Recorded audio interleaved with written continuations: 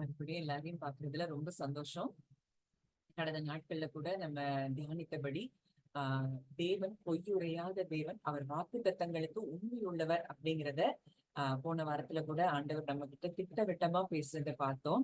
இன்றைக்கும் அதே காரியத்தை தேவன் தொடர விரும்பினதுனால அதுல உள்ள அடுத்து இன்னும் சில வார்த்தைகளையும் சில இன்ஸ்டன்சஸையும் நம்ம பார்க்க போகிறோம். நிச்சயம் தேவன் இன்றைக்கும் நம்மளை பலப்படுத்தி அவர் எவ்வளவு தூரம் வார்த்தைக்கு உண்மையுள்ளவரா இருந்தான்னு சொல்லி வேதத்துல பார்க்கிறோமோ, அவர் நேற்றும் இன்றும் என்றும் மாறாதவரா இருக்கிறபடினால இன்றைக்கும் நம்முடைய வாழ்க்கையிலையும் அவர் வாக்கு தத்தங்களுக்கு அவர் உண்மை உள்ளவரா இருந்து நம்ம வாழ்க்கையில அவர் சொன்ன எல்லா வாக்கு தத்தங்களையும் நமக்கு இனி வருகிற நாட்கள்ல நிச்சயமாய் நிறைவேற்றி தருவான்னு சொல்லி நான் கர்த்தருக்குள்ள விசுவாசிக்கிறேன். நிச்சயமா உங்க வாழ்க்கையில இந்த காரியங்கள், நம்ம ஒவ்வொரு நாளும் பார்க்கிற காரியங்கள் உங்களை ஒவ்வொரு நாளும் விசுவாசத்துல பலப்படுத்தும்னு சொல்லி நான் கர்த்தருக்குள்ள விசுவாசிக்கிறேன்.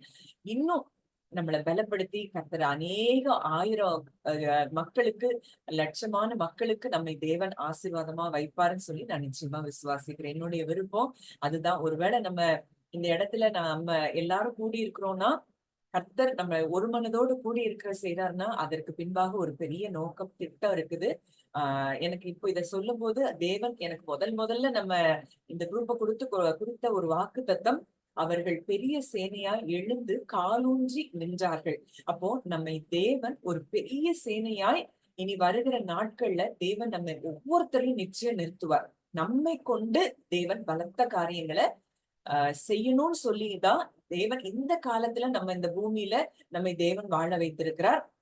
நம்ம வேதத்துல பார்க்கிறோம், இயேசு பிறப்பதற்கு பல 100 வருஷங்களுக்கு முன்னதாகவே அந்த வாக்குத்தத்தம் கண்ணியின் இடத்தில் அவர் தோன்றுவார்னு சொல்லி நம்ம வேதத்துல சொன்னதை பார்க்கிறோம். அப்போ மரியாளை கூட உலக தோற்றத்துக்கு முன்னதாகவே அவர் தெரிந்தெடுத்ததுனாலதான் அங்க மரியாள் பிறந்து மரியாள் வயிற்றுல இயேசுவை பிறக்க செய்ததை நம்ம பார்க்கிறோம். அவ்வளவு தூரம் பல 100 வருஷங்களுக்கு முன்னதாக கொடுக்கப்பட்ட அந்த வாக்குத்தத்தங்கள் கூட தேவனுடைய வல்லமையினால் நிறைவேற்ற முடியும்னா, இன்னைக்கு நம்ம வாழ்க்கையில கொடுத்த வாக்குத்தத்தங்கள் எப்படி நிறைவேறாமல் இருக்கும்? கண்டிப்பா நிச்சயமா அவர் நமக்கு சொன்ன எல்லா வாக்குத்தத்தங்களையும் அவர் நிறைவேற்றுவார். இன்னைக்கு கூட சில வார்த்தைகளை நம்ம பார்க்க போறோம். அந்த வார்த்தைகள் நம்மளை நிச்சயம் பலப்படுத்தி நம்மை அந்த வாக்கு தத்தத்தை சுதந்திரித்துக் கொள்ளக்கூடிய ஒரு விசுவாசத்தை நமக்குள்ள பெருக பண்ணும். ஒருவேளை நம்ம சில நேரங்கள்ல தேவனுடைய டைம் வராம இருக்கலாம். ஆனா சில நேரங்கள்ல நம்முடைய அவிசுவாசம் மூலமாகவே நம்முடைய வாக்கு தத்தங்கள் தடைப்பட்டு நிற்கலாம். ஆனா இன்றைக்கு தேவன் நம்ம ஒவ்வொருத்தருடைய விசுவாசத்தையும் பலப்படுத்தி நம்முடைய வாக்கு தத்தத்தின் நிறைவேறுதலுக்குள்ள அவர் நம்மை கொண்டு செல்ல விரும்புகிறார். அப்ப இன்றைக்கு கூட இந்த நான் உங்களை ரெக்வெஸ்ட் பண்ணி கேட்கறது என்னன்னா, இந்த நம்ம ப்ராமிஸ்க்கு லாஸ்ட் வீக் பார்த்த மெசேஜும் இந்த வீக் பார்க்க போற மெசேஜஸ்ல உள்ள அந்த வார்த்தைகளை நீங்க நோட் பண்ணி அதை ரொம்ப ஆழமா நீங்க தியானிக்க உங்களுக்குள்ள நிச்சயம் விசுவாசம் பெருகும். விசுவாசம் கேட்கறதுனால வரும். கேட்கறது அந்த தேவனுடைய வார்த்தையை கேட்கும் போது விசுவாசம் வரும்னு சொல்லி நம்ம வேதத்துல பார்க்கிறோம். அப்போ இன்னைக்கு அந்த வார்த்தையை குறித்து அந்த வார்த்தைகளை நீங்க எழுதி வச்சு அதை ஆழமா நீங்க மெடிடேட் பண்ணும்போது நிச்சயமா தேவன் மகத்துவமான காரியங்களை நம்ம வாழ்க்கையில செய்வார். நீங்க லாஸ்ட் வீக் மெசேஜும் நீங்க திரும்ப போட்டு கேட்டு அதுல ஒரு சொல்லப்பட்ட வார்த்தைகளை நீங்க எழுதி அதை மெடிடேட் பண்ணுங்க. நிச்சயமா சீக்கிரத்துல இந்த வருஷத்துக்குள்ளாக நமக்கு ஏற்கனவே கொடுக்கப்பட்ட எல்லா வாக்கு தத்தங்களையும் தேவன் நிச்சயம் நமக்கு நிறைவேற்றி தருவார். இந்த நாள்லயும் சில வார்த்தைகளை நம்ம பார்த்துட்டு அந்த பைபிள்ல சொல்லப்பட்ட இன்ஸ்டன்சஸ் நம்ம பார்ப்போம். நீதிமொழிகள் 30வது அதிகாரம் 5வது வசனம். நீதிமொழிகள் 30:5. தேவனுடைய வசனம் எல்லாம் புடமிடப்பட்டவைகள், தம்மை அண்டிக் கொள்கிறவர்களுக்கு அவர் கேடகமானவர். தேவனுடைய வசனம் எல்லாம் புடமிடப்பட்டவைகள், தம்மை அண்டிக் கொள்ளுகிறவர்களுக்கு அவர் எப்படி இருக்கிறாராம்? கேடகமா இருக்கிறார். இப்ப புடமிடப்பட்டவைகள்னா அது பியூரான வேர்டு. அந்த வேர்டுக்கு அதுக்கு இருக்கிற பவர் பயங்கரமான பவர். தேவனுடைய வார்த்தை ஜீவனும் வல்லமையும் உள்ளது அப்படின்னு சொல்லி நம்ம பார்க்கிறோம். அப்போ அவர் வல்லமை உள்ளவர்னா அவர் வாயிலிருந்து புறப்படுகிற ஒவ்வொரு வார்த்தையும் அது வல்லமை நிறைந்த வார்த்தை. அப்போ இந்த வசனத்தை நான் டிபிடில நான் எழுதியிருக்கேன். Proverbs 30:5. Every promise from the faithful God is pure and proves to be true. He's a wraparound shield of protection for all his lovers who run to hide in him. அப்போ இதுல என்ன சொல்லப்பட்டிருக்கு? ஒவ்வொரு வாக்கு தத்தமும், அதாவது உண்மையுள்ள தேவனிடத்துல இருந்து வருகிற ஒவ்வொரு வாக்கு தத்தமும் அது சுத்தமுள்ளதா இருக்கான், அது உண்மைன்னு நிரூபிக்கக்கூடிய ஒரு வார்த்தையா இருக்கான். அவர் எப்படி இருக்கிறாரா? wrap around shield of protection. அவரை நேசிக்கிறவர்களுக்கு அவருக்கு என்னதான் இருக்கிறாராம்? ப்ரொடெக்ஷன், wrap around ஷீல்டா என்ன செய்யறாராம்? சுற்றிலும் பாதுகாக்கக்கூடிய ஒரு கேடகமாய் அவரை நேசிக்கிறவர்களுக்கு அவர் இருக்கிறாராம். அவரை அண்டி கொள்ளுகிறவர்களுக்கு, அவரை நேசித்து அவரையே பற்றி பிடிக்கிறவங்களுக்கு அவர் அப்படிப்பட்ட ஒரு கேடகமாய், சுற்றிலும் பாதுகாக்கக்கூடிய ஒரு கேடகமாய் அவர் இருக்கிறாராம். அப்ப இந்த வார்த்தையை நீங்க எவ்வளவு தூரத்துக்கு விசுவாசிக்கீங்களோ அந்த அளவுக்கு உங்க வாழ்க்கையில எந்தெந்த காரியங்களை குறித்து பயம் இருந்தாலும் இன்றைக்கு அதை தேவன் விலக பண்ணுகிறார். அப்போ இன்னைக்கு இதுல ஒருவேளை நம்ம எல்லாரும் கூடி இருக்கிறோம்னா நிச்சயமாய் அவரை நேசிக்கிறதுனால, அவரை அண்டி கொண்டதுனாலதான் நம்ம கூடி இருக்கிறோம். அப்போ நமக்கு அவர் நிச்சயமா எப்படி இருக்கிறார்னா wrap around shield of protection தான் அவர் இருக்கிறார் அப்படிங்கிறத நீங்க அறிந்து கொள்ளணும். மேலும் அவருடைய வார்த்தை எப்படி இருக்கிறது? சுத்தமான வார்த்தை, அது உண்மையாய் நிறைவேறும் அப்படிங்கிறத இந்த வார்த்தை சொல்றத பார்க்கிறோம். அடுத்ததா ஒரு வசனம், ஏசாயா 55:11.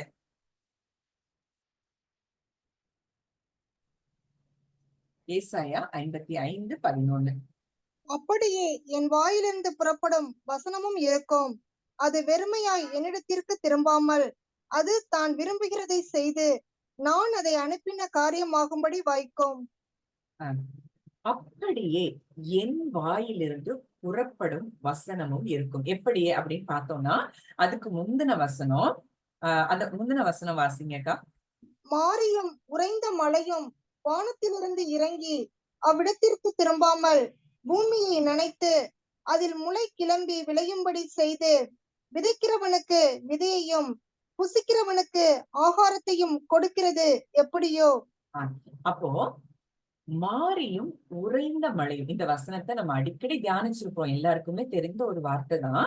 அப்போ வானத்துல இருந்து ஒரு மழையும் உறைந்த மழை பனியும் நமக்கு பெய்யும் போது வானத்துல இருந்து இறங்கி அது பூமியை நனைத்து அது என்ன செய்து அவ்விடத்துக்கு திரும்பாமல் திருப்பி அது வானத்துல இருந்து வந்து திரும்பி அது வெறுமையா அந்த தண்ணீராவே அது மேல போகாம அந்த தண்ணீர் பூமிக்கு இறங்கி வந்து அதில் முளை கிளம்பி விளையும்படி செய்து, அப்ப அந்த தண்ணீர் பூமியில படுறதுனால அது என்ன செய்து விளைய செய்கிறது. அப்போ விதைக்கிறவனுக்கு விதையை கொடுக்குதான், புசிக்கிறவனுக்கு ஆகாரத்தை கொடுக்குதான். அப்போ இன்றைக்கு அவருடைய வாயிலிருந்து புறப்படுகிற வசனம் எதற்காக புறப்பட்டு வந்ததோ, ஒருவேளை மழை எதுக்காக புறப்பட்டு வந்ததுன்னா பூமியில மக்களுக்கு உணவை கொடுக்க, தண்ணீரை கொடுக்க, அதனாலதான் மழை என்ன செய்து பூமியில பெய்யுது. அதே போல அவருடைய வாயிலிருந்து புறப்படுகிற வசனம் எதற்காக புறப்பட்டு வந்ததோ அந்த காரியத்தை செய்துட்டுதான் அது திரும்பும் அப்படின்னு சொல்லி இந்த வார்த்தை சொல்லுகிறத பார்க்கிறோம். அது வெறுமையா என்னிடத்திற்கு திரும்பாமல், அந்த வார்த்தை உங்களுக்கு ஒரு வார்த்தையை கர்த்தர் அனுப்பிட்டாரு கொடுத்துட்டாருன்னா அது நிச்சயம் வெறுமையா என்ன செய்யாது? திரும்பாது. திரும்பாமல் அது நான் விரும்புகிறதை செய்து நான் அதை அனுப்பின காரியம் ஆகும்படி வாய்க்கும். இத சொல்லும் போது என் வாழ்க்கையில நடந்த ஒரு சின்ன ஒரு டெஸ்டிமனி நான் ஏற்கனவே ஷேர் பண்ணிருக்கேனான்னு தெரியல, ஆனா இதை தேவன் நினைப்பூட்டுறதுனால இந்த இடத்துல நான் சொல்றேன். எனக்கு 2 பையங்க, 3வது பொண்ணு வேணும்னு சொல்லி நாங்க விரும்பினதுனால கன்சீவ் ஆயிட்டேன். ஆனா ஆன பிறகு எனக்குள்ள நிறைய பயங்கள், ஒருவேளை இதுவும் பையனா இருக்குமோ இது. ஆனா நான் ரொம்ப ஜோம் பண்ணிதான் கன்சீவ் ஆனது. கண்டிப்பா நிச்சயம் எனக்கு தேவன் தருவார் அப்படின்னு சொல்லிதான் கன்சீவ் ஆனது. ஆனா எனக்கு ரொம்ப நிறைய அபிசம், அப்ப ரொம்ப இந்த அளவுக்கு சத்தியங்கள் தெரியாத நேரம், அதனால பயங்கள் ரொம்ப இருந்தது. அப்போ அந்த பயங்கள் இருக்கிற டைம் ஒரு கிட்டத்தட்ட ஒரு 3-4 months ஆயிடுச்சு அவ வயிற்றுல இருக்கும் போது ஒரு தேவ மனிதர் அந்த டைம்ல எங்க வீட்டுக்கு வந்திருந்தாங்க. புதுசா அவருக்கு என்னை பற்றி ஒண்ணுமே தெரியாது. அப்ப வந்த உடனே ஒரு வார்த்தையை சொன்னாங்க, சங்கீதம் 20:4, அவர் உன் மன விருப்பத்தின்படி உனக்கு தந்தருளி உன் ஆலோசனைகளை எல்லாம் நிறைவேற்றுவாராக அப்படின்னு சொல்லிட்டு, நீ ஒரு சந்ததி விரும்பி வேணும்னு ஆண்டவர்கிட்ட கேட்டிருக்க, ஆண்டவர் அதை உனக்கு கொடுத்துட்டேன்னு சொல்றாரு அப்படின்னு சொல்லிட்டாங்க. அது எனக்கு அந்த நேரத்துல ஒரு பெரிய ஒரு ஒரு பூஸ்டா எனக்கு இருந்தது. ஏன்னா அது வரைக்கும் ஏன்னா எனக்கு எதிராய் நிறைய மக்களுடைய வார்த்தைகளும் எனக்கு வந்துட்டே இருந்தது. இல்ல நமக்கெல்லாம் பறக்காது, நம்ம ஃபேமிலில இல்ல அப்படிங்கிற மாதிரியான வார்த்தைகள் எல்லாம் வந்துட்டே இருந்தது. இது ஒரு பெரிய விஷயம்லாம். ஆனா எனக்கு அந்த டைம்ல ரொம்ப கஷ்டமா இருந்தது. நம்ம இவ்வளவு கஷ்டப்பட்டு, ஏன்னா ஏற்கனவே 2 பையங்களுமே சி செக்ஷன். கண்டிப்பா இது 3வது சி செக்ஷன்ல தான் பிள்ளை பிறக்குங்கிறது எனக்கு தெரிஞ்சது. அப்போ இவ்ளோ கஷ்டப்பட்டு நம்ம ஒரு இதுல இறங்கிட்டோமோ அப்படிலாம் பயங்கரமான ஒரு மனக்குழப்பங்கள். ஆனா அவர் வார்த்தை வந்தது. ஒவ்வொரு நேரமும் எனக்கு திரும்ப திரும்ப திரும்ப டவுட்ஸ் வரும்போதெல்லாம் எனக்கு அந்த வார்த்தையை தேவன் நினைப்பூட்டுவார். ஆனா நான் ஆனா எனக்கு பார்த்த டாக்டருக்கு தெரியும். நான் ஒரு கேர்ள் பேபிக்கு தான் நான் ஆசைப்பட்டு கன்சீவ் ஆயிருக்கேன். எல்லாமே தெரியும். ஆனா அவங்களும் எனக்கு எதுவுமே சொல்லல. கடைசி வரைக்கும் எனக்கு அந்த வார்த்தை வந்த பிறகு நான் ஒண்ணே ஒண்ணு சொன்னேன். ஆண்டவரே, இனிமேல் நான் எங்கேயுமே நான் கேட்க மாட்டேன். எனக்கு பெண் பிறக்குமா, பெண் குழந்தை பிறக்குமா நான் கேட்க மாட்டேன்னு சொல்லி ஒரே ஒரு மனதுல ஒரு தீர்மானம் மட்டும் எடுத்தேன். டெலிவரிக்கு முதல் நாள் வரைக்கும் கூட ஸ்கேன் எடுத்தாங்க. நான் டாக்டர்கிட்ட கேட்கவே இல்ல. ஆனா எனக்கு தேவன் அந்த ஹாஸ்பிட்டலுக்கு அட்மிஷனுக்கு போறதுக்கு முதல் நாள் எனக்கு ஒரு ட்ரீம். அந்த ட்ரீம்ல எப்படி இருந்ததுன்னா, எங்க வீட்டுல அந்த காட்டுல நிறைய துவைச்ச துணிகள் அது போட்டிருக்கு. அதான் மடிக்காம இருக்கு. அதுக்குள்ள இருந்து ஏதோ ஒண்ணு நெளிஞ்சுக்கிட்டு உள்ள இருந்து அப்படி வருது. அப்ப நான் பாக்குறேன், இது என்னது, ஏதோ ஒண்ணு இப்படி உருண்டுட்டு வருது அப்படின்னு சொல்லி அந்த ட்ரீம்ல நான் பார்க்கிறேன். அப்புறம் அந்த துணியெல்லாம் நான் எடுத்து போடுறேன். அதுக்குள்ள இருந்து ஒரு அழகான ஒரு குட்டி கிளி அது அந்த ரூம்குள்ளேயே பறந்துட்டு தெரியுது. அப்போ எனக்கு அதுக்கான தெரியல. அப்போ சிலர் சொன்னாங்க, இல்ல கிளி அப்படின்னு காமிக்கும்போது, ஒரு பேரட் அப்படின்னு காட்டும்போது நிச்சயம் கடவுள் ஒரு பெண் குழந்தைய உனக்கு தருவாருன்னு சொல்லி சொன்னாங்க. ஆனா அவருடைய வார்த்தை எப்போ எனக்கு வந்ததோ அப்பவே அவர் கொடுத்துட்டார். ஆனா என்னைய தைரியப்படுத்துறதுக்காக அந்த டைம்ல எனக்கு அந்த விஷயம் ஆண்டவர் கொடுத்திருக்கார். அப்போ கடைசியில டெலிவரி ஆகும்போதுதான் சிசேக்ஷன்ல நமக்கு எல்லா கான்சியஸ் இருக்கும். அப்பதான் எனக்கு தெரியும், எனக்கு கர்த்தர் ஒரு பெண் குழந்தைய கொடுத்தாருன்னு. ரொம்ப சந்தோஷமா ஆண்டவருக்கு அந்த இடத்துல கண்ணீரோட நன்றி சொன்னேன். அப்போ இன்னைக்கு இதே போல உங்க ஒவ்வொருத்தருக்கும் தேவன் வாக்குத்தத்தத்தை கொடுத்திருப்பார். அது ஒரு நாளும் வெறுமையாய் திரும்பாது. அது உங்களுக்கு என்ன காரியம் ஆகும்படி வாய்க்குமோ அந்த காரியத்தை நிச்சயமா அது செய்யாம அந்த வார்த்தை திரும்பாது. ஒருவேளை நம்ம வார்த்தைக்கு நம்ம ஒவ்வொரு நாளும் ஒவ்வொன்னு பேசுவோம், மாத்தி பேசுவோம். இது இப்படி இருக்குமா, அப்படி இருக்குமான்னு சொல்லி யோசிப்போம். அவர் மாறாதவர், அவர் சொல் தவறாதவர், அவர் நேற்றும் இன்றும் என்றும் மாறாதவராய் இருக்கிறபடினால அவர் உங்களுக்கு கொடுத்த ஒவ்வொரு வாக்கு தத்தங்களையும் இனி வருகிற நாட்கள்ல நிச்சயமாய் நிறைவேற்றி தருவார். இன்னும் அதாவது இதுல வெறுமை அப்படின்னு போடப்பட்டிருக்கிற அந்த வார்த்தைக்கு இங்கிலீஷ்ல வாய்டுன்னு போடப்பட்டிருக்கு. அதுக்கு என்ன அர்த்தம் அதுல போடப்பட்டிருக்குன்னா, without producing any effect, useless. இப்படி அந்த வார்த்தை திரும்பாது. ஒரு எஃபெக்டும் இல்லாம அந்த வார்த்தை வெறுமையாய் அவர்கிட்ட திரும்பாது. அந்த வார்த்தைக்கு நிச்சயமாய் 1000 மடங்கு அதுக்கு பலன் இருக்கு. நீங்க இதை நிச்சயமா அவரை நம்பலாம். என் வாழ்க்கையில இது ஒண்ணு சொல்லியிருக்கேன். இதே மாதிரி எத்தனையோ சாட்சிகளை என்னால சொல்ல முடியும்.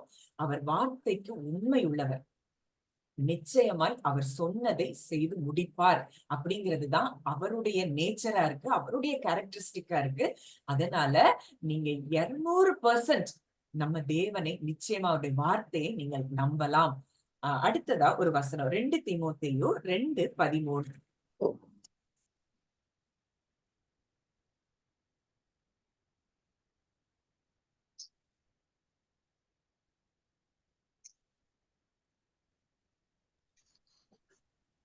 நாம் உண்மை இல்லாதவர்களாய் இருந்தாலும் அவர் உண்மையுள்ளவராய் இருக்கிறார். அவர் தம்மை தாம் மறுதலிக்க மாட்டார். நாம் உண்மை இல்லாதவர்களா இருந்தாலும் அவர் உண்மையுள்ளவரா இருக்கிறார். நம்ம நிறைய நேரங்கள்ல எத்தனையோ விஷயங்கள்ல உண்மையா இருக்க முடியல. ஆனா அவரால உண்மையா அவருடைய நேச்சரே அவரால பொய் சொல்ல முடியாது. பொய்யாய் ஒரு வாக்குத்தத்தத்தை நமக்கு கொடுக்க முடியாது. அப்போ நாம் உண்மை இல்லாதவர்களாய் இருந்தும் அவர் உண்மையுள்ளவராய் இருக்கிறார். அவர் தம்மை தாம் மறுதலிக்க மாட்டார். இதே வேர்ஸ் ஆம்பிளிஃபைட் வெர்ஷன்ல 2 தீமோத்தி chapter 2 verse 13 அதுல எப்படி போட்டிருக்குன்னா, if we are faithless, அப்ப அதுக்கு டெபினிஷன் என்ன கொடுத்திருக்குன்னா, do not believe and are untrue to him. அவருக்கு நம்ம உண்மை இல்லாதவர்களா இருந்தா கூட he remains true, faithful to his word and his righteous character, for he cannot deny himself. அப்போ இப்படிப்பட்ட ஒரு தேவனை நம்ம தேவனாய் கொண்டிருப்போம்னா அவர் உண்மை உள்ளவராய் இருக்கிறபடியினால, அததான் நம்ம சாராளை குறித்து கூட பார்க்கிறோம். அந்த ரோமர்ல பார்க்கிறோம், அவர் உண்மை உள்ளவராய் இருக்கிறார் என்று விசுவாசித்தபடியினால சாராள் என்ன செய்தாலாம்? சுதந்திரித்துக் கொண்டாள், வாக்கு தத்தத்தை சுதந்திரித்துக் கொண்டாள். எபிரேயர் 11 நம்ம பார்க்கிறோம். அப்போ நம்ம உண்மை இல்லாதவங்கலாம், உண்மை இல்லாதவங்க தான். இப்ப அந்த வசனத்தை நம்ம வாசிக்கலாம். எபிரேயர் 11 11.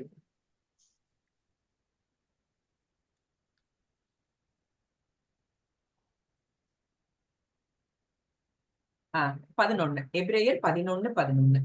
விசுவாசத்தினாலே சாராளும் வாக்குத்தத்தம் பண்ணினவர் உண்மையுள்ளவர் என்றெண்ணி கற்பம் தரிக்க பலனடைந்து வயது சென்றவளாய் இருந்தும் பிள்ளை பெற்றாள்.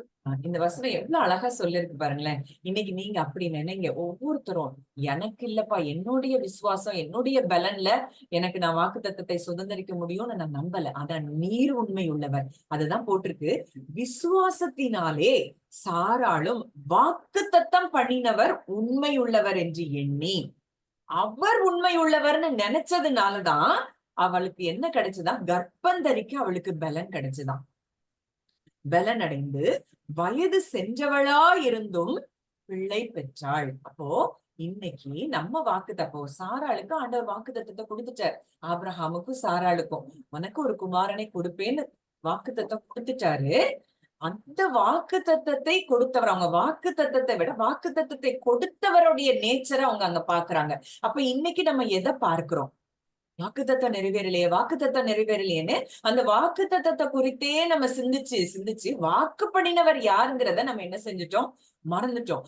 இன்னைக்கு தேவன் நமக்கு நினைப்பூட்டுகிறார், அவர் உண்மையுள்ளவர், வாக்கு கொடுத்தவர் உண்மையுள்ளவர். அவருடைய வாக்கு தத்தத்தை அவரால் நிறைவேற்றாமல் இருக்க முடியாது. அதுதான் நேச்சர். உண்மையுள்ளவர் என்று எண்ணி, அவர் உண்மையுள்ளவர்னு நினைச்சதுனாலதான் அவளுக்கு என்ன செய்ய முடிஞ்சதா? கர்ப்பந்தரிக்க அவள் பலன் அடைந்தாள். அப்ப இன்னைக்கு நம்ம வாக்கு தத்தத்தை சுதந்திரிக்கணும் அப்படின்னா நமக்கு முதல்ல என்ன எண்ணங்கள் இருக்கணும் அப்படின்னா, அவர் உண்மையுள்ளவர், நான் உண்மை இல்லாதவன், நான் அவரு எனக்காக என்ன செய்யறாரு? உண்மையுள்ளவராய் இருக்கிறார்.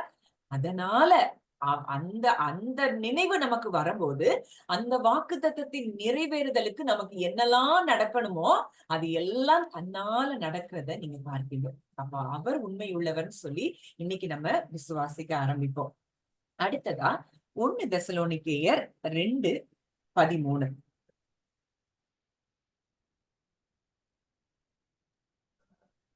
ஆகையால் நீங்கள் தேவ வசனத்தை எங்களாலே கேள்விப்பட்டு ஏற்றுக்கொண்ட போது அதை மனுஷர் வசனமாக ஏற்றுக்கொள்ளாமல் தேவ வசனமாகவே ஏற்றுக்கொண்டதினாலே நாங்கள் இடைவிடாமல் தேவனுக்கு ஸ்தோத்திரம் செலுத்துகிறோம். அது மெய்யாகவே தேவ வசனம்தான். விசுவாசிக்கிற உங்களுக்குள்ளே அது பலனும் செய்கிறது. இந்த வசனம் ரொம்ப அருமையான வசனம். நீங்க நல்லா இதை கவனிச்சு பாத்தீங்கன்னா இந்த வார்த்தைய நம்ம வாழ்க்கையில அப்ளை பண்ணோம்னா நிச்சயமாய் பலன்கள் உண்டு. அப்ப அதுல என்ன சொல்லப்பட்டிருக்கு பாருங்களேன். நீங்கள் தெசலோனிக்கேயர் சபையை பார்த்து எழுதுறாரு. என்ன எழுதுறாரு? நீங்கள் தேவ வசனத்தை எங்களாலே கேள்விப்பட்டு ஏற்றுக்கொண்ட போது அதை மனுஷர் வசனமாக ஏற்றுக்கொள்ளாமல் தேவ வசனமாகவே ஏற்றுக்கொண்டதினாலே நாங்கள் இடைவிடாமல் தேவனுக்கு ஸ்தோத்திரம் செலுத்துகிறோம். அப்போ இன்றைக்கு ஒரு வார்த்தைய தேவன் அவருடைய வார்த்தையின் மூலம் நமக்கு எத்தனையோ பிரசங்கங்கள் மூலம் எத்தனையோ காரியங்கள் மூலம் அவருடைய வார்த்தைகள் நமக்கு வந்துட்டே இருக்கு. அதை நம்ம எப்படி எடுக்கிறோம்? மனுஷர் வசனமா எடுக்கிறோமா, இல்ல என் தேவனுடைய வாயிலிருந்து புறப்பட்டு வருகிற வார்த்தை அது வெறுமையாய் திரும்பாது அப்படின்னு சொல்லி நம்ம எடுக்கிறோமா? அப்போ இந்த தெசலோனிக்கே பட்டணத்துல அவங்க அப்படிதான் ஏற்றுக்கொண்டாங்கன்னு சொல்லி பவுல் எழுதுறத நம்ம பார்க்கிறோம். அதை மனுஷர் வசனமாக ஏற்றுக்கொள்ளாமல் தேவ வசனமாகவே ஏற்றுக்கொண்டதினாலே அப்படின்னு சொல்லப்பட்டிருக்கு. அது மெய்யாகவே தேவ வசனம்தான், விசுவாசிக்கிற உங்களுக்குள்ளே அது பலனும் செய்கிறது. அப்போ விசுவாசிக்கிற நமக்குள்ளே அந்த தேவ வசனம் என்ன செய்தான்? பலன் செய்கிறது. அப்ப ஒருவேளை இப்போ நம்ம வாழ்க்கையில தேவ வசனம் சில காரியங்கள் பலன் செய்யல அப்படின்னா நம்மளால என்ன செய்யணும், அதை எப்படி எடுத்துக்கிறோம் அப்படின்னா, அதை தெய்வ வசனமாய் பார்க்காமல் மனுஷ வசனமாய் பார்க்கிறது நிமித்தம் நம்ம அந்த வார்த்தையினுடைய பலனை நம்ம அனுபவிக்காமல் இருக்கலாம். இன்றைக்கு நீங்க ஒவ்வொரு வேதத்துல சொல்லப்பட்டிருக்கிற வாக்குத்தத்தங்கள் ஒவ்வொன்றும் அது தேவனுடைய வாயிலிருந்து புறப்பட்டு வந்ததாய் நீங்கள் விசுவாசிப்பீர்களானால், வாக்கு கொடுத்தவர் உண்மை உள்ளவர் அப்படிங்கறத நீங்க விசுவாசிப்பீங்கன்னா நிச்சயமா சீக்கிரத்துல நம்ம வாக்குத்தத்தங்களை சுதந்திரித்துக் கொள்வோம். இது 1 Thessalonians chapter 2 verse 13. இது ஒரு டிரான்ஸ்லேஷன்ல வாசிக்கிறேன், ரொம்ப அருமையா இருந்தது. We continually thank God also because when you heard the message that we told to you, you accepted it as the true message, the good message that God gave to us. We did not invent it. We also thank God that He is changing your lives because you trust this message. அப்போ நீங்க எங்களால சொல்லப்பட்ட வார்த்தைய அப்படியே உண்மையுள்ள வார்த்தையா நீங்க எடுத்துக்கிட்டதுனால நாங்க தேவனுக்கு நன்றி செலுத்துகிறோம். அது நாங்க கண்டுபிடித்த வார்த்தை அல்ல, அது உண்மையாவே தேவனுடைய வார்த்தை தான். அந்த வார்த்தை உங்க வாழ்க்கையை மாற்றுகிறதையும் நாங்கள் பார்க்கிறோம். நீங்க விசுவாசிக்கிறதுனால அந்த வார்த்தை உங்க வாழ்க்கையை மாற்றுகிறதையும் நாங்கள் பார்க்கிறோம் அப்படின்னு சொல்லி பவுல் எழுதுறத பார்க்கிறோம். அப்போ காட்ஸ் வேர்ட் பிளஸ் ஃபெய்த், இதுதான் நமக்கு என்னதை கொண்டு வரும்னா ரிசல்ட்டை கொண்டு வரும். அப்போ ஃபெய்த் எப்படி வரும் அப்படின்னா, அவரை அறிய அறிய நமக்குள்ள என்ன வரும், சமாதானம் பெருகும், கிருபை பெருகும். அப்போ விசுவாசம் கேட்கறதுனால வரும். அப்போ நம்ம எதை கேட்கிறோம் அப்படிங்கறதுல இப்போ இத சொல்லும் போதே ஆவியானவர் சில காரியங்களை உங்களுக்கு சொல்ல விரும்புறார். நம்ம எதை கேட்கிறோங்கிறது ரொம்ப முக்கியம். நம்ம இன்புட் எந்த வழியா எந்த இன்புட் நமக்குள்ள போகுது. அப்போ இன்னைக்கு உலகத்துல எத்தனையோ காரியங்கள், எத்தனையோ தகவல்கள் ஒவ்வொரு நாளும் நியூஸ் பேப்பர் வழியா, டிவி நியூஸ் வழியா நமக்கு என்ன செய்யுது, உள்ள போகுது. நிறைய நேரங்கள்ல நல்லா முந்தி பார்த்திருக்கேன், பேப்பர்ல ஏதாவது ஒரு கெட்ட ஏதோ ஒரு ஆக்சிடென்ட், ஏதோ ஒரு டெத், இதெல்லாம் பார்த்த உடனே நம்மையும் அறியாம நமக்கு ஒரு பயம் வரும். நம்ம வீட்டுல அப்பதான் யாராவது வெளியில போயிருப்பாங்க. இதெல்லாம் நீங்க அனுபவப்பட்டிருக்கீங்களான்னு தெரியல, நான் அந்த அனுபவிச்சிருக்கிறேன் அந்த பயங்கள் எல்லாம். அப்போ உடனே நமக்கு என்ன வரும்னா பயம் வரும். அப்போ அந்த பயத்துக்கு காரணம் என்ன அப்படின்னா தகவல்கள்.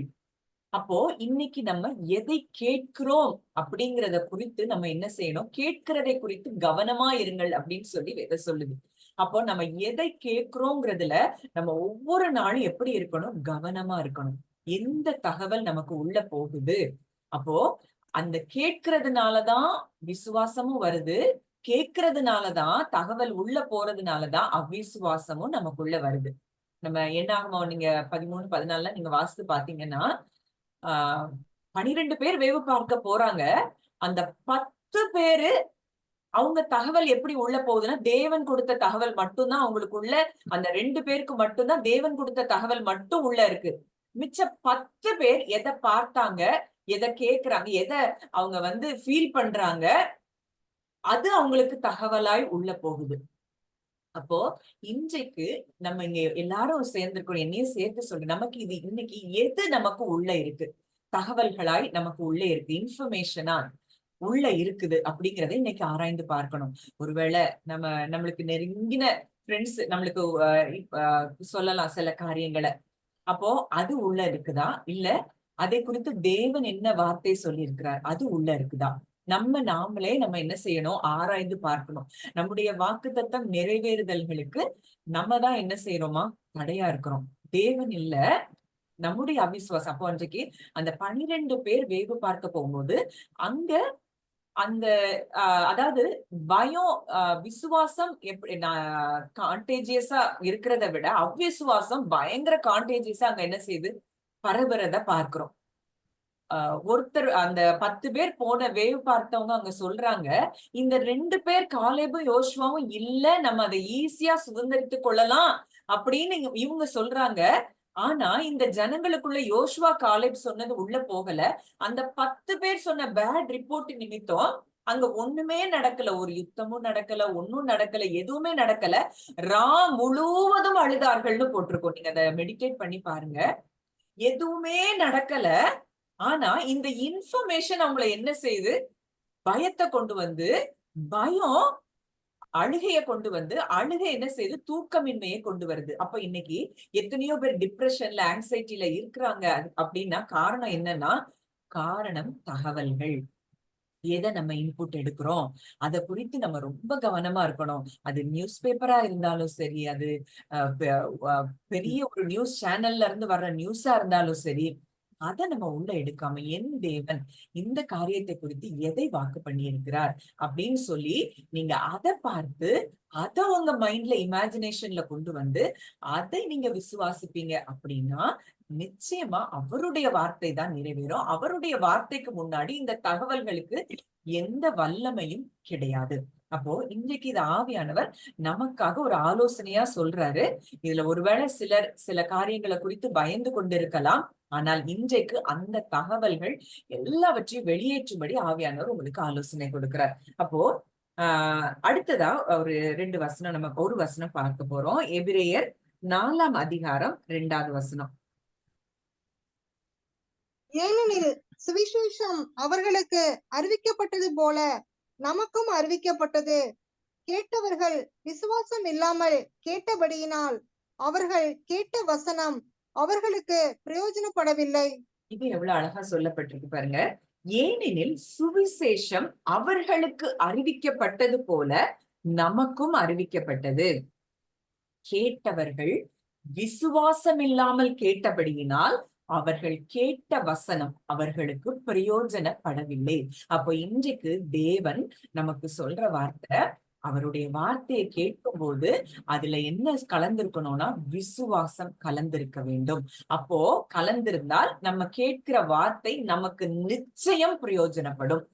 இதை எந்த அளவுக்கு நம்ம இருதயத்துல ஆழமாய் நம்ம நம்பி அதை விசுவாசித்து, என் தேவன் இந்த வார்த்தையை சொல்லிட்டாரு, நான் அதை நம்புவேன், நான் அதை விசுவாசிப்பேன், அவர் உண்மையுள்ளவர், சொந்த குமாரனையே கொடுத்திருக்கிறாரு, அப்ப எனக்காக இதை செய்யாமல் இருப்பாரா அப்படின்னு சொல்லி நீங்க அவரை எவ்வளவு தூரம் மேக்னிஃபை பண்ணி பார்க்கிறீங்களோ அப்போ உங்க மைண்ட்ல இருக்க தகவல்கள் எல்லாம் தன்னால வெளியே போயிடும். இன்னைக்கு நம்ம தகவல்களை மேக்னிஃபை பண்ணி ஒரு பெரிய லென்ஸ் போட்டு அதை பெருசா பார்க்கறதுனால தேவனுடைய வல்லமையை நம்ம என்ன செய்யறோம், மட்டுப்படுத்துறோம். அதுதான் இஸ்ரவேல் ஜனங்களை குறித்து கூட ஒரு வசனம் அப்படி, அவர்கள் தேவனுடைய வல்லமையை மட்டுப்படுத்தினார்கள் அப்படின்னு இருக்கு. அப்போ இன்றைக்கு நம்முடைய விசுவாச குறைவு என்ன செய்யுதுன்னா, தேவனுடைய வல்லமை நம்ம வாழ்க்கையில செயல்படாதபடி மட்டுப்படுத்தப்படுதான். இதே வார்த்தைய இன்னொரு 2 டிரான்ஸ்லேஷன்ல நான் வாசிக்கிறேன், ரொம்ப அருமையா இருந்தது. Hebrews 4:2 we have heard the message about Christ just like the Israelites heard what God promised, but just like the message did not benefit most of those who heard it because they did not believe it as Joshua and Caleb did, it will not benefit us eternally if we do not keep believing it. அழகா அந்த வார்த்தை சொல்லுது பாருங்க. We have heard the message about Christ. கிறிஸ்துவை குறித்தும் நம்ம என்ன செஞ்சிருக்கிறோம், கேட்டிருக்கிறோம். ஆனா just like the Israelites heard what God promised. அப்போ இஸ்ரவேல் மக்களுக்கு தெரியும், அவர் கானான் தேசத்தை உங்களுக்கு தந்துட்டேன்னு சொல்லிதான் அவர் வெளியிலே கொண்டு வராரு. அப்ப இன்றைக்கும் சிலுவையில இயேசு நமக்காக எல்லாவற்றையும் முடித்திருக்கிறார்ங்கிற செய்தியும் நமக்கு என்ன செய்யும், தெரியும்.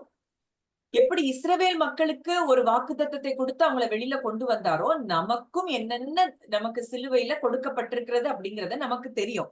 ஆனால் அவங்கள நிறைய பேர் அந்த வார்த்தைய விசுவாசிக்காததுனால, யோசுவாவும் காலேபும் போல விசுவாசிக்காததுனால, அவங்களுக்கு அந்த வார்த்தை பலனளிக்காதது போல.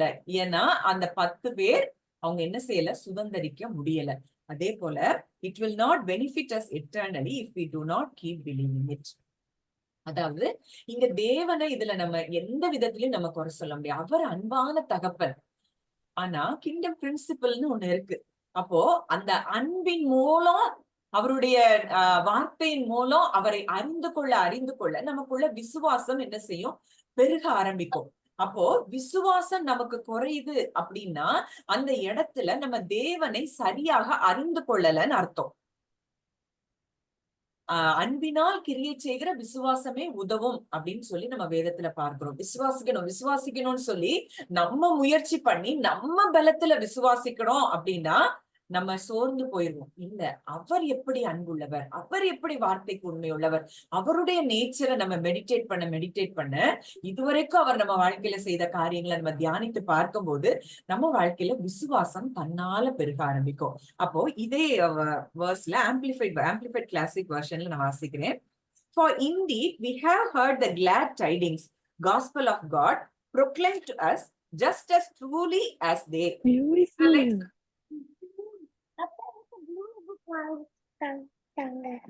ரொம்ப நல்லா இருக்கு. கியூட். நான்சி ஆண்டி பக்கம் பண்ணலையா? Hello Nancy aunty thank you. கொஞ்சம் மியூட்ல போடுங்களேன். நான் ஒண்ணு பண்ணலமா.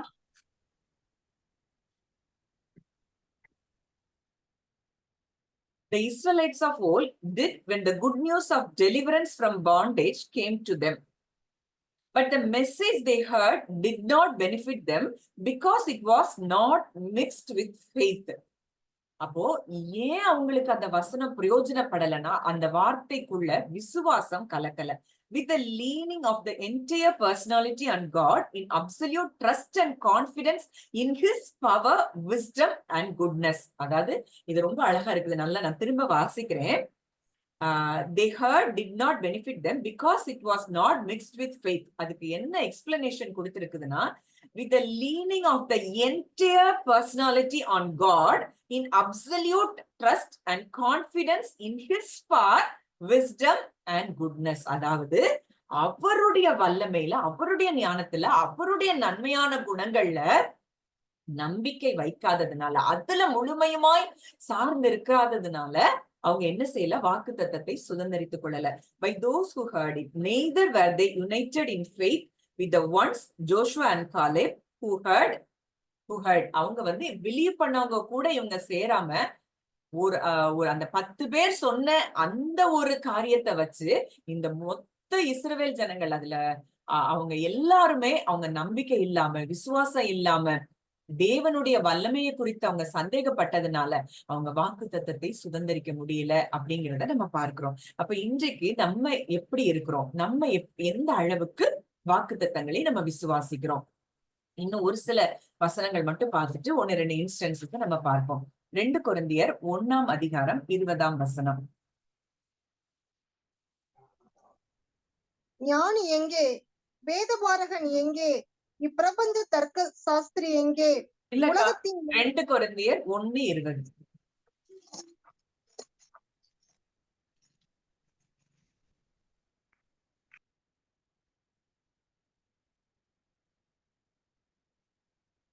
Second Corinthians chapter 1 verse 20. எங்களால் தேவனுக்கு மகிமை உண்டாகும்படி தேவனுடைய வாக்குத்தத்தங்கள் எல்லாம் இயேசு கிறிஸ்துவுக்குள் ஆம் என்றும் அவருக்குள் ஆமேன் என்றும் இருக்கிறது. எங்களால் தேவனுக்கு மகிமை உண்டாகும்படி தேவனுடைய வாக்குத்தத்தங்கள் எல்லாம் இயேசு கிறிஸ்துவுக்குள் ஆம் என்றும் ஆமேன் என்றும் இருக்கிறதே. அப்போ அவருடைய வாக்குத்தத்தங்கள் எல்லாம் எஸ் மட்டும்தான், அதுல நோவே கிடையாது. அவர் வாக்குத்தத்தத்தை நம்ம சொல்லிட்டோம்னா, அத நம்ம பிலீவ் பண்ணோம்னா அது எஸ்ங்கிற வார்த்தை மட்டும்தான் அவர்கிட்ட இருந்து வருமே தவிர அதுல நோங்கிற வார்த்தைக்கே அங்க இடம் இல்லை. அப்போ இதுல ஒரு 3 வருஷம் நான் எழுதியிருக்கேன், வாசிக்கிறேன். NLT-ல என்ன போடப்பட்டிருக்குன்னா, for all of God's promises have been fulfilled in Christ with a resounding yes, and through Christ our amen ascends to God for His glory. அவர் அந்த வாக்குத்தத்தத்துக்கு அவர் எஸ்ஸா இருக்கிறாரு. நம்ம என்ன செய்யறோமா, அவருடைய நாம மகிமைப்படும்படியா நம்ம ஏமன் அப்படின்னு என்ன செய்யறோம், சொல்றோம். அதே இது மெசேஜ் வெர்ஷன்ல என்ன சொல்லப்பட்டிருக்குன்னா, whatever God has promised gets stamped with the S of Jesus in Him. This is what we preach and pray, the great amen. God's yes and our yes together gloriously evident. அப்போ whatever God has promised, என்னெல்லாம் தேவன் வாக்கு கொடுத்திருக்கிறாரோ அதை இயேசு என்ன செஞ்சுட்டாரா, stamp பண்ணிட்டாராம். கீழே ஒரு அவர் என்ன செஞ்சுட்டாரு, yes of Jesus in him, அவருக்குள்ள அதை என்ன செஞ்சுட்டாரு, அந்த வாக்குத்தத்தத்தை ஸ்டாம்ப் பண்ணிட்டாரு. This is what we preach and pray, the great amen. God's yes, அவருடைய எஸ்ஸும் நம்முடைய எஸ்ஸும் டுகெதர் ரெண்டும் இணையும் போது அது gloriously எவிடென்டா இருக்குன்னு சொல்லி நம்ம போடப்பட்டிருக்கு. இன்னும் ஆம்பிளிஃபைட் வெர்ஷன்ல அது என்ன சொல்லப்பட்டிருக்குன்னா, for as many as are the promises of God in Christ, they are all answered yes. So through him we say our amen to the glory of God. அப்போ எவ்வளவுக்கு எவ்வளவு வாக்குத்தத்தங்கள் இருக்கோ கிறிஸ்துவுக்குள்ள அது எல்லாம் answer பண்ணப்பட்டிருக்கிறது. they are all answered yes. எல்லா வாக்குத்தத்தங்களும் வேதத்துல நமக்கு கொடுக்கப்பட்ட எல்லா வாக்குத்தத்தங்களும் அது என்ன செய்யப்பட்டிருக்கா, எல்லாம் ஆன்சர்ட் எஸ் எஸ்ன்னு சொல்லி ஆன்சர் பண்ணப்பட்டிருக்கு. அப்ப இன்னைக்கு நம்ம வேதத்துல எத்தனை வாக்குத்தத்தங்கள் இருக்கு, அது எல்லாம் இன்றைக்கு ஆவிக்குரிய இஸ்ரவேல மக்களா இருக்கிற நமக்கு அது உரிமையா இருக்கிறபடியினால ஒவ்வொரு வாக்குத்தத்தங்களும் அது என்னவா இருக்கு, ஆமென் அப்படின்னு சொல்லி இருக்கு. ஆமா, இப்போ எப்படி இது நடந்தது அப்படின்னு சொல்லி சில வசனங்களை எப்படி அவருடைய வாக்குத்தத்தங்கள் நமக்கு ஆம் என்றும் ஆமேன் என்றும் இருக்குதுன்னு சொல்லி சில வசனங்கள் மூலம் நம்ம பார்க்க போறோம். அப்போஸ்தலர் 13ஆம் அதிகாரம் 39ஆம் வசனம். Acts chapter 13 verse 39.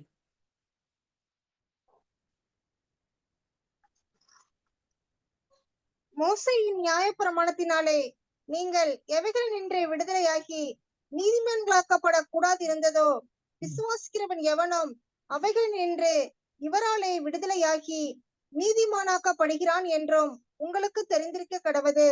அப்போ இன்னைக்கு நியாய பிரமாணத்தினால நம்ம என்ன செய்ய முடியாது, நீதிமான் ஆக முடியாது.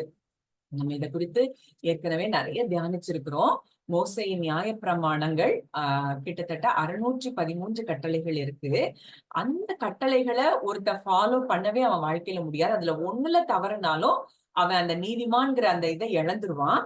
ஆனா வசனம் சொல்லுது, மோசேயின் நியாய பிரமாணத்தினாலே நீங்கள் எவைகளினின்று விடுதலையாகி நீதிமான்கள் ஆக்கப்படக்கூடாது இருந்ததோ, விசுவாசிக்கிறவன் எவனும் அவைகளினின்று இவராலே விடுதலையாகி நீதிமான் ஆக்கப்படுகிறான் என்று உங்களுக்கு தெரிந்திருக்க கடவது. அப்போ அவரை விசுவாசிக்கிற எவனும் என்ன செய்யறானா, விசுவாசத்தினாலே நீதிமான் ஆக்கப்படுகிறான். இந்த வசனத்தை 1, 2 அப்படி சொல்லிட்டே இருக்கும் போது எதுக்காக நான் இதை சொல்ல வர்றேங்கிறது உங்களுக்கு விளங்கும். அடுத்ததா ஒரு வசனம், ரோமர் 3:24.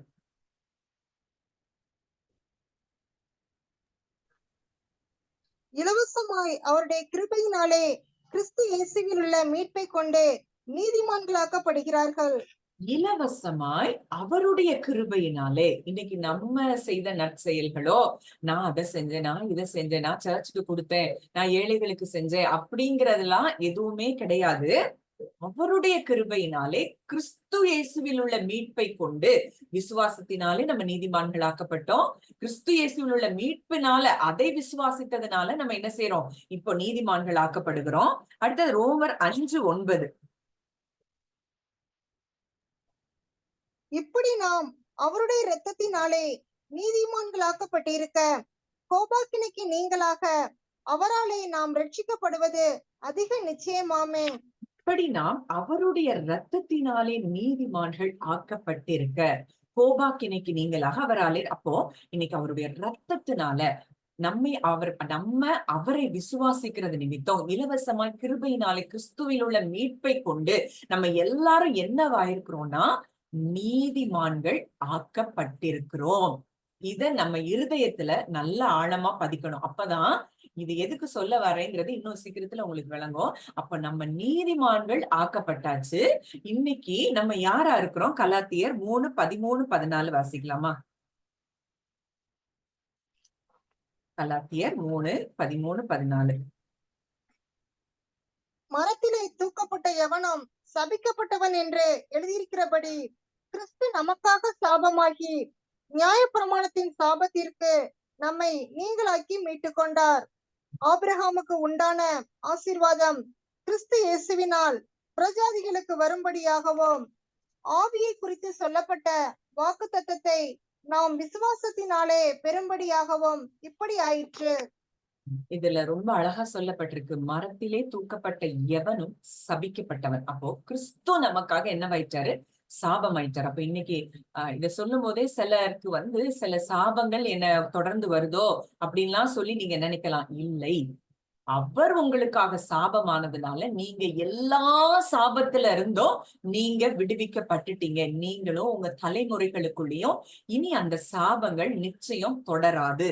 அப்போ அடுத்தது, ஆபிரகாமுக்கு உண்டான ஆசீர்வாதம் கிறிஸ்து இயேசுவினால் புறஜாதிகளுக்கு வரும்படியாகும். ஆபிரகாமுக்கு என்னென்ன ஆசீர்வாதம், என்னென்ன வாக்குத்தத்தங்கள் ஆபிரகாமுக்கு கொடுக்கப்பட்டிருந்ததோ இன்றைக்கு புறஜாதிகளா இருந்த நமக்கு, நம்ம எல்லாரும் அவரை அறியாத ஒரு இடத்துல இருந்தா நம்ம முன்னோர்களோ யாருனாலும் சரி நம்ம ஏற்றுக்கொண்டு இருக்கிறோம். அப்ப நமக்கு வரும்படியாக அது எப்படி வருதாம்? விசுவாசத்தின் ஆவியை குறித்து சொல்லப்பட்ட வாக்குத்தத்தத்தை நாம் விசுவாசத்தினாலே பெறும்படியாகவும் இப்படி ஆயிற்று. சரி, இப்போ அவருடைய ரத்தத்தினால நம்ம நீதிமான்கள் ஆக்கப்பட்டிருக்கிறோம். விசுவாசத்தினாலே, கிருபையினாலே, கிறிஸ்துவில் உள்ள மீட்பை கொண்டு நம்ம நீதிமான்கள் ஆக்கப்பட்டிருக்கிறபடியினாலே இன்றைக்கு அவருடைய வாக்கு தத்தத்துக்கு நம்ம எப்படி இருக்கிறோம்? சுதந்திரவாளியாய் இருக்கிறோம்.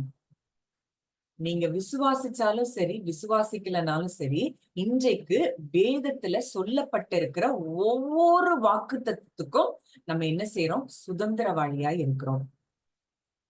நீங்க இத ஆழமா நீங்க விசுவாசிச்சு இத நல்லா தியானிச்சு பாருங்க. இந்த வார்த்தை எனக்குள்ளது இல்ல, அப்ப இது ஏன் என் வாழ்க்கையில இப்படி இருக்கணும், என் வாழ்க்கையில எப்படி என் வாழ்க்கையில குறைவு இருக்கும் அப்படின்னு சொல்லி நம்ம எதிராய் நமக்கு வந்த காரியங்களுக்கு எதிராய் நம்ம திங்க் பண்ண ஆரம்பிக்கும் போது நிச்சயம் நம்ம சூழ்நிலைகள் மாறும். கடந்த வாரத்துல நான் இந்த மெசேஜ் பேசி முடிச்ச பிறகு எனக்கு திரும்ப திரும்ப ஒரு காரியத்தை தேவன் நினைப்பூட்டிட்டே இருந்தார். அப்போ நம்ம மார்க்ல நம்ம பார்க்கிறோம், மார்க் 9ஆம் அதிகாரம் நினைக்கிறேன். எவனாகிலும் இந்த மலையை பார்த்து பெயர்ந்து சமுத்திரத்திலே தள்ளுண்டு போ என்று சொல்லி தன் இருதயத்தில் சந்தேகப்படாமல் விசுவாசித்தால் அவன் சொன்னபடியே ஆகும் அப்படின்னு சொல்லி நம்ம பார்க்கிறோம். அந்த ஒரு நிமிஷம் அந்த வசனத்தை எடுத்துருங்க.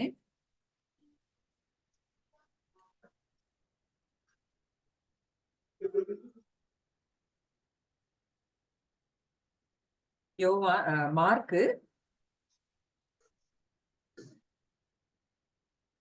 11:23, 22-23 ரெண்டுமே வாசிங்க. Mark 11, mark chapter 11 verses 22 and 23. இயேசு அவர்களை நோக்கி, தேவனிடத்தில் விசுவாசம் உள்ளவர்களாய் இருங்கள். எவனாகிலும் இந்த மலையை பார்த்து நீ பெயர்ந்து சமுத்திரத்திலே தள்ளுண்டு போ என்று சொல்லி தான் சொன்னபடியே நடக்கும் என்று தன் இருதயத்தில் சந்தேகப்படாமல் விசுவாசித்தால் அவன் சொன்னபடியே ஆகும் என்று மெய்யாகவே உங்களுக்கு சொல்லுகிறேன்.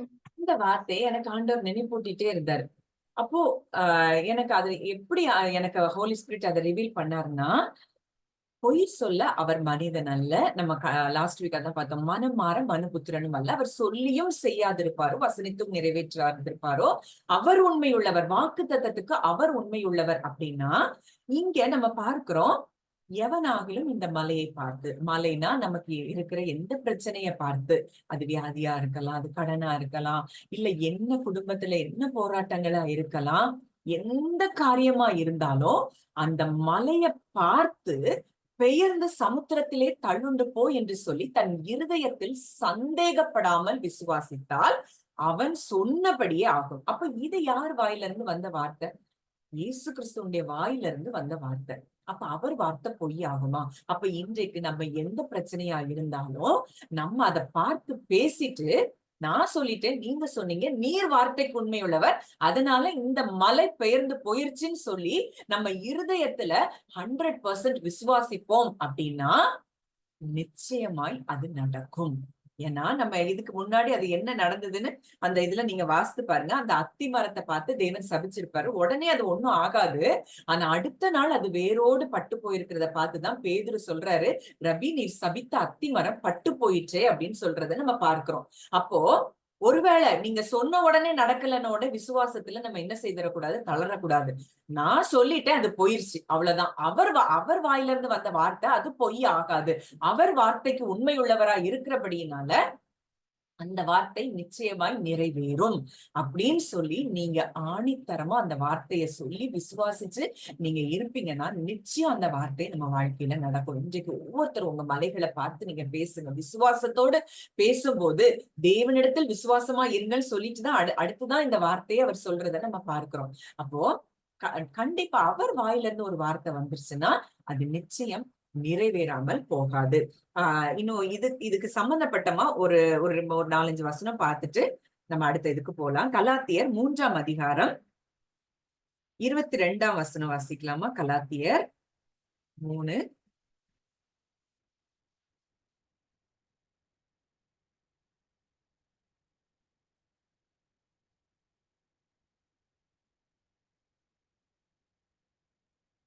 கலாத்தியர் 3:22 நான் வாசிக்கிறேன்.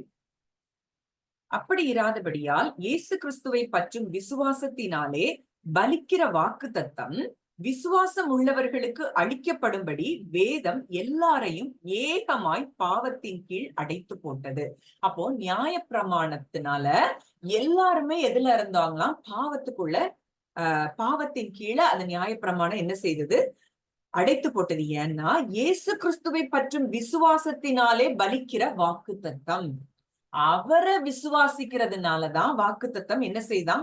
பலிக்குதான்.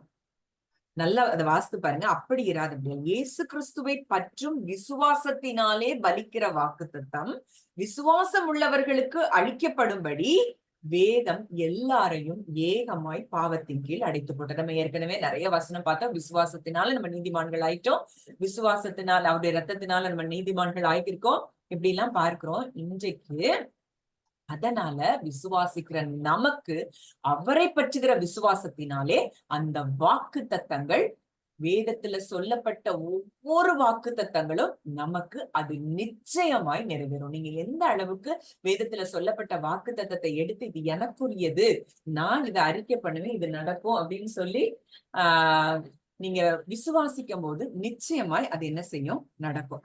அடுத்ததா 24ஆம் வசனம். இவ்விதமாக நாம் விசுவாசத்தினாலே நீதிமான்கள் ஆக்கப்படுவதற்கு நியாய பிரமாணம் நம்மை கிறிஸ்துவினிடத்தில் வழி நடத்துகிற உபாத்தியாய் இருந்தது. அப்போ நம்ம விசுவாசத்தினாலே நம்ம என்ன செய்யறோம்? நீதிமான்கள் ஆக்கப்படுறோம். அப்போ நியாய பிரமாணம் என்ன செய்யலாம்? நம்மை கிறிஸ்துவின் இடத்தில் வழி நடத்துகிற ஒரு உபாத்தியாய் இருக்குதான். அப்போ நியாயப்பிரமாணம் தப்பு கிடையாது, தவறு கிடையாது. ஆனா நியாயப்பிரமாணத்தினால எதையும் நம்ம நீதிமான்கள் ஆக்கப்பட முடியாதுங்கிற அறிவையும் நியாயப்பிரமாணம் தருது. அது நம்ம பாவிங்கிற இடத்துல நம்மள என்ன செய்யுது? அது வைத்து கொண்டே இருக்கிறது. அதனால நம்ம என்ன செய்யறோம்? என்னால முடியாதுன்னு சொல்லி நம்ம கிறிஸ்துவை விசுவாசிக்கும் போது நம்ம என்ன செய்யறோமா? நீதிமான்கள் ஆக்கப்படுகிறோம். விசுவாசம் வந்த பின்பு நாம் உபாத்திக்கு கீழானவர்கள் அல்லவே. நீங்கள் எல்லாரும் கிறிஸ்து இயேசுவை பற்றும் விசுவாசத்தினால் தேவனுடைய புத்திரராய் இருக்கிறீர்களே. அவரை பற்றுகிற விசுவாசத்தினால நம்ம இன்றைக்கு புத்திரர் ஆனபடியினால அவர் நம்மளுக்கு இந்த சொத்து, தகப்பனுடைய சொத்து எல்லாம் எப்படி பிள்ளைக்கு வருமோ அதே போல இன்றைக்கு அவர் நமக்கு உயிர் எழுதி கொடுத்திருக்கிற வேத புத்தகத்துல இருக்கிற ஒவ்வொரு வாக்கு தத்தங்களும் இன்றைக்கு நமக்கு உரிமையா இருக்கிறது. நம்ம உரிமை பாராட்டுறது மட்டும்தான் நமக்கு வேலை. அப்போ இன்னைக்கு எந்த அளவுக்கு அந்த வாக்கு தத்தங்கள் என் தேவன் எனக்கு உயிர் எழுதி கொடுத்துட்டாரு, எனக்கு அது சொந்தம் அப்படின்னு சொல்லி நம்ம விசுவாசிப்போம் அப்படின்னா நிச்சயமா இந்த வாக்கு தத்தங்கள் நமக்கு நிறைவேறும். அப்போ 29வது வசனத்துல பார்ப்போம். நீங்கள் கிறிஸ்துவின் உடையவர்களானால் ஆபிரகாமின் சந்ததியாராயும் வாக்கு தத்தத்தின்படியே சுதந்திரராயும் இருக்கிறீர்கள். ஆபிரகாமின் சந்ததிகளா இருக்கிறீங்க, வாக்கு தத்தத்தின்படி சுதந்திரராய் நம்ம என்ன செய்யறோமா? இருக்கிறோமா? இவ்வளவு பெரிய ஸ்லாக்கியத்தை தேவன் நமக்கு தந்திருக்கிறார். அப்போ ஒரு தகப்பன் ஒரு உயிரோட இருக்கும் போதே அவர் உயிர் எழுதிடுவாரு. ஆனா அந்த உயிர் எப்பொழுது பலன் அடையும்னா அவர் மரணம் அடைந்த பிறகுதான் அந்த உயிர் அது பலன் அடையும் அப்படிங்கிறத நம்ம அறிந்திருக்கிறோம். இத குறித்து ஒரு வசனம் கூட தெளிவா நம்ம பார்க்கலாம். ஒரு நிமிஷம், எபிரேயர்ல வரும்.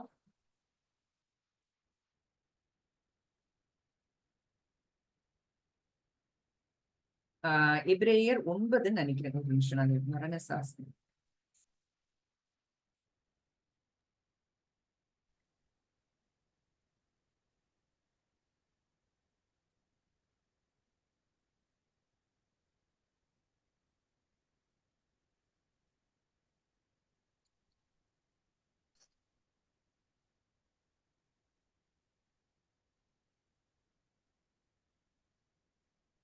எபிரேயர்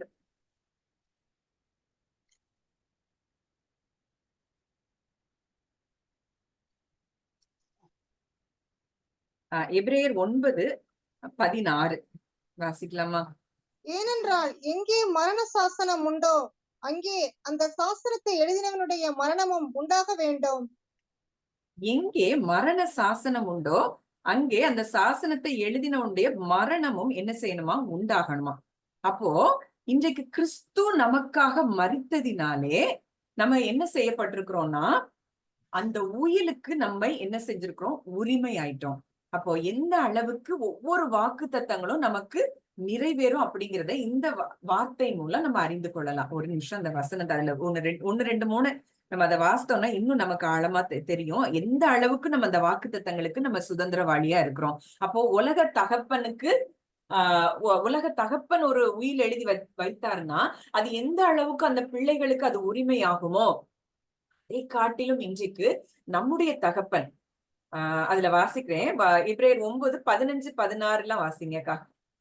ஆகையால் முதலாம் உடன்படிக்கையின் காலத்திலே நடந்த அக்கிரமங்களை நிவர்த்தி செய்யும் பொருட்டு அவர் மரணமடைந்து அழைக்கப்பட்டவர்கள் வாக்குத்தத்தம் பண்ணப்பட்ட நித்திய சுதந்திரத்தை அடைந்து கொள்வதற்காக புது உடன்படிக்கையின் மத்தியஸ்தராய் இருக்கிறார்.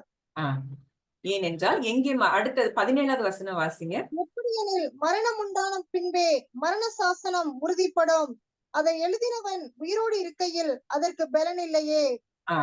அப்போ உயிரோட இருக்கும்போது அந்த தகப்பனுடைய சொத்துக்கு அந்த உயில் என்ன செய்யல? பலன் இல்ல. மரணம் அடைஞ்ச பிறகு அந்த உயில் எப்படி எஃபெக்டுக்கு வருமோ அதே போல இன்றைக்கு நம்முடைய தகப்பன் நம்முடைய சகோதரனாக இயேசு கிறிஸ்து நமக்காக மரித்து அவருடைய ரத்தம் அந்த அடுத்த வசனம் பாருங்க. அந்தபடி முதலாம் உடன்படிக்கையும் ரத்தம் இல்லாமல் பிரதிஷ்டை பண்ணப்படவில்லை, அவருடைய ரத்தம் நமக்காக சிந்தப்பட்டிருக்கிறபடினால இன்றைக்கு நம் தகப்பன் எழுதி கொடுத்த உயில் ஒவ்வொன்றும் நமக்கு என்ன செய்து ஆக்டிவேட் ஆகிற நிலைமையில தான் நம்மை தேவன் நமக்கு வைத்திருக்கிறார். அப்ப இன்னைக்கு எந்த அளவுக்கு அந்த காரியத்தை நம்ம விசுவாசிக்கிறோம், அதை நம்ம அந்த அளவுக்கு எனக்கு கொடுத்திருக்கப்பட்ட உயில்ல கொடுக்கப்பட்ட எல்லா சொத்து எனக்குரியது, இந்த வாக்குத்தத்தங்கள் எல்லாம் எனக்குரியது அப்படின்னு சொல்லி நீங்க நிச்சயமாய் விசுவாசிப்பீங்கன்னா வேதத்துல சொல்லப்பட்ட ஒவ்வொரு வார்த்தைகளும் உங்களுக்குரியதாய் மாறும். இதுல நான் ஒரு பாடல் அனுப்பியிருக்கிறேன். அதுல ஒரு ஸ்டான்ஸா மட்டும் நம்ம பாடிட்டு டைம் இருந்தா இன்னும் ஒரு இன்ஸ்டன்ஸ் மட்டும் பார்ப்போம். நெக்ஸ்ட் வீக் வர கண்டினியூ பண்ணுவோம். நம்ம குரூப்ல ஷேர் பண்ணிருக்கிற ஒரு பாட்டு தான் இந்த பாட்டு. தெரியும் அவங்க எத்தனை பேர் தெரியும் தெரியல, நான் ரொம்ப நல்ல பாட்டு. நான் படிக்கிறேன். கர்த்தர் சொன்ன நல்வார்த்தைகளில் கொஞ்சம் தவறி போகவில்லை, தேவன் சொன்ன வாக்கு தத்தங்கள் ஒன்றும் விலகி போகவில்லை. கர்த்தர் சொன்ன நல்வார்த்தைகளில் ஒன்றும் தவறி போகவில்லை, தேவன் சொன்ன வாக்கு தத்தங்கள் ஒன்றும் விலகி போகவில்லை. வார்த்தைகள் ஒன்றும் தவறவில்லை, வாக்கு தத்தங்கள் விலகவில்லை. வார்த்தைகள் ஒன்றும் தவறவில்லை, வாக்கு தத்தங்கள் விலகவில்லை. பொய் சொல்ல அவர் மனிதன் அல்ல, மனமாற மனு புத்திரன் அல்ல. பொய் சொல்ல இயேசு மனிதன் அல்ல, மனமாற மனு புத்திரன் அல்ல. உன்னை விட்டு விலக மாட்டேன், உன்னை கைவிட மாட்டேன் என்று அவர் பொய் சொல்லல. உன்னை விட்டு விலக மாட்டேன், உன்னை கைவிட மாட்டேன் என்று அவர் பொய் சொல்லல. என்னோடு இருக்கிறார், எனக்குள் வாழ்கிறார், வார்த்தை மாறவே இல்லை. என்னோடு இருக்கிறார், எனக்குள் வாழ்கிறார், வார்த்தை மாறவே இல்லை. வார்த்தைகள் ஒன்றும் தவறவில்லை, வாக்கு தத்தங்கள் விலகவில்லை. வார்த்தைகள் ஒன்றும் தவறவில்லை, வாக்கு தத்தங்கள் விலகவில்லை. பொய் சொல்ல அவர் மனிதன் அல்ல, மனமாற மனு புத்திரன் அல்ல. பொய் சொல்ல இயேசு மனிதன் அல்ல, மனமாற மனு புத்திரன் அல்ல. பொய் சொல்ல அவர் மனிதன் அல்ல. உங்க வாழ்க்கையில சொல்லப்பட்டிருக்கிற ஒவ்வொரு வாக்கு தத்தங்களும் ஒன்றும் தவறி போகாது. ஒரே ஒரு இன்ஸ்டன்ஸ் மட்டும் பார்த்துட்டு இன்னைக்கு முடிக்கலாம். 2 சாமுவேல் 7ஆம் அதிகாரம் 8 முதல் 13 வரைக்கும். 2 சாமுவேல் 7.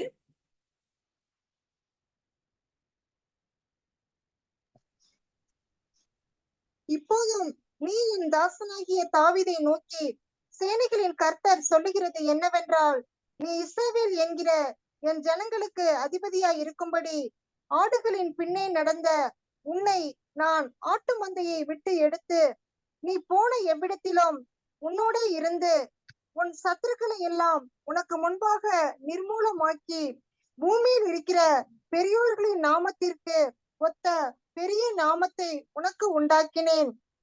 நான் என் ஜனமாகிய இஸ்ரவேலுக்கு ஒரு இடத்தை ஏற்படுத்தி, அவர்கள் தங்கள் ஸ்தானத்திலே குடியிருக்கவும், இனி அவர்கள் அலையாமலும், முன்போலும் நான் என் ஜனமாகிய இஸ்ரவேலின் மேல் நியாயாதிபதிகளை கட்டளையிட்ட நாள் வரையில் நடந்தது போலும் நியாயக்கேட்டின் மக்களால் இனி சிறுமைப்படாமலும் இருக்கும்படி அவர்களை நாட்டினேன். உன்னுடைய எல்லா சத்துருக்களுக்கும் உன்னை நீங்களாக்கி இளைப்பாறவும் பண்ணினேன். இப்போதும் கர்த்தர் உனக்கு வீட்டை உண்டு பண்ணுவார் என்பதை கர்த்தர் உனக்கு அறிவிக்கிறார். உன் நாட்கள் நிறைவேறி நீ உன் பிதாக்களோட நித்திரை பண்ணும் போது, நான் உனக்கு பின்பு உன் கற்ப பிறப்பாகிய உன் சந்ததியை எழும்ப பண்ணி அவன் ராஜ்யத்தை நிலைப்படுத்துவேன். அவன் என் நாமத்திற்கென்று ஒரு ஆலயத்தை கட்டுவான். அவன் ராஜ்யபாரத்தின் சிங்காசனத்தை என்றைக்கும் நிலைக்க பண்ணுவேன். சரி, இது தாவீதுக்கு தேவன் கொடுக்கிற ஒரு வாக்குத்தத்தம். நீ இஸ்ரவேல் என்கிற என் ஜனங்களுக்கு அதிபதியா இருக்கும்படி ஆடுகளுக்கு பின்னே நடந்த உன்னை நான் ஆட்டு மந்தையை விட்டு எடுத்து, அதாவது தாவீதுக்கு ஒரு ஆசை வருது. நான் கேதுரு மரத்தால் செய்யப்பட்ட ஒரு வீட்டுல நான் இருக்கும்போது, அப்படி பெரிய மாளிகையில நான் இருக்கும்போது, என்னுடைய தேவன் குடியிருக்கிறதற்கு நான் ஒரு நல்ல இடத்தை நான் கெட்டாமல் இருக்க முடியுமா அப்படின்னு சொல்லி அங்க சொல்றத பார்க்கிறோம். அப்போ கர்த்தர் அங்க அவனுக்கு பேசி நாத்தான் தீர்க்கதரிசி மூலமாய் அப்போ அவர்கிட்ட பேசி சொல்றது என்னன்னா, உன்னுடைய குமாரனுடைய நாட்கள்ல இந்த வாக்கு தத்தத்தை நான் நிறைவேற்றுவேன். உன் நாட்கள் நிறைவேறி நீ உன் பிதாக்களோட நித்திரை பண்ணும்போது, நான் உனக்கு பின்பு உன் கர்ப்ப பிறப்பாகிய உன் சந்ததியை எழும்ப பண்ணி அவன் ராஜ்யத்தை நிலைப்படுத்துவேன். அவன் என் நாமத்திற்கென்று ஒரு ஆலயத்தை கட்டுவான் அப்படின்னு சொல்லி தேவன் அங்க வாக்கு கொடுக்கறத நம்ம பார்க்கிறோம். அப்போ இந்த வாக்கு தத்தம் எங்க நிறைவேறுது அப்படிங்கிறத நம்ம பார்க்க போறோம். 1 ராஜாக்கள் 8ஆம் அதிகாரம் 14, 15. 1 ராஜாக்கள் 8, 14, 15.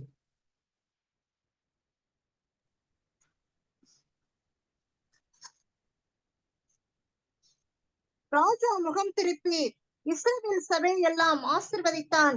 இஸ்ரவேல் சபையர் எல்லாரும் நின்றார்கள். அவன் சொன்னது, இஸ்ரவேலின் தேவனாகிய கர்த்தருக்கு சோஸ்திரம். அவர் என் தகப்பனாகிய தாவீதுக்கு தம்முடைய வாக்கினால் சொன்னதை தம்முடைய சரீரத்தினால் நிறைவேற்றினார். கரத்தினால் நிறைவேற்றினார். அப்போ இங்க தாவீதுக்கு எப்பவோ சொல்லப்பட்ட வாக்கு தத்தம், அவன் மகன் பிறந்து அங்க மகன் அங்க ராஜாவாகி சாலமோன் ராஜாவாகி அவன் சொல்றான், சாலமோன் ராஜா சொல்றான், இஸ்ரவேலின் தேவனாகிய கர்த்தருக்கு ஸ்தோத்திரம். அவர் என் தகப்பனாகிய தாவீதுக்கு தம்முடைய வாக்கினால் சொன்னதை தம்முடைய கரத்தினால் நிறைவேற்றினார். அப்போ இன்றைக்கு அவர் வாக்கினால உங்களுக்கு சொன்ன ஒவ்வொரு வாக்கு தத்தங்களையும் நிச்சயமாய் தம்முடைய கரத்தினால் நிறைவேற்ற வல்லமையுள்ள தேவன் தான். நமக்காக செங்கடலையும் பிளப்பார், நமக்காக யோர்தானை பிரிப்பார், நமக்காக நம்முடைய வாக்கு தத்தங்கள் நிறைவேறணுங்கிறதுக்காக எரிகோவையும் உடைப்பார். அப்போ அப்படிப்பட்ட தேவனை நாம் தகப்பனாக கொண்டிருக்க அப்படின்னால இன்னைக்கு உங்க வாக்கு தத்தங்களை குறித்து நீங்க கொஞ்சம் கூட நீங்க சந்தேகப்பட வேண்டாம், அவிசுவாசப்பட வேண்டாம். வேதத்துல கொடுக்கப்பட்டிருக்கிற எந்தெந்த வாக்கு தத்தம் உங்களுக்கு சுதந்திரிக்கும் நீங்க விரும்புறீங்களோ அந்த வாக்கு தத்தத்தை எடுத்து நம்ம பேச ஆரம்பிப்போம். நிச்சயம் நம்ம வாழ்க்கையில அந்த வாக்கு தத்தங்கள் நிறைவேறும். ஜெபிக்கலாம். அன்பின் பரலோக தகப்பனே, நன்றியோடு உம்மை துதிக்கிறோம், ஸ்தோத்தரிக்கிறோம் அப்பா. தகப்பனே, இந்த நாளிலும் நீர் எங்களோடு இடைப்பட்ட உடைய வார்த்தையின்படி நீர் எவ்வளவு தூர வார்த்தைக்கு உண்மையுள்ளவர் என்பதை நாங்கள் அறிந்து கொண்டோம் தகப்பனே.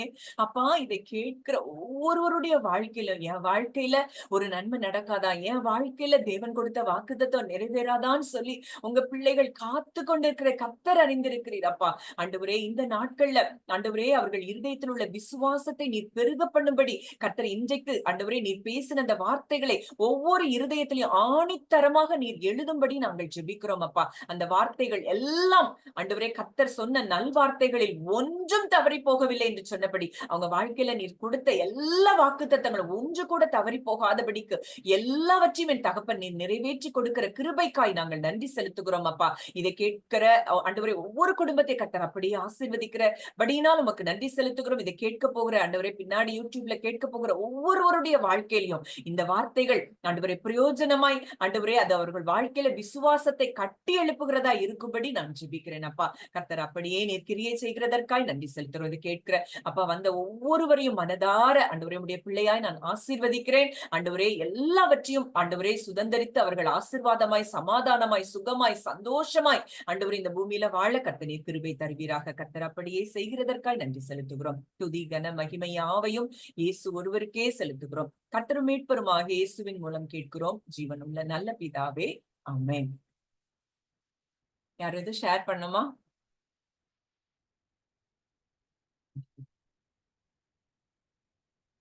டெஸ்டிமனிஸ் எதுவும் இருந்தா சொல்லுங்க.